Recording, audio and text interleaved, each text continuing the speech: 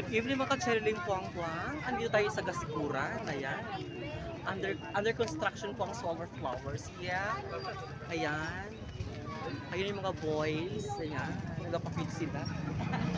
And andito na ang kaibigan natin ngayon from Balete. Um, Emma Dulot. Yeah.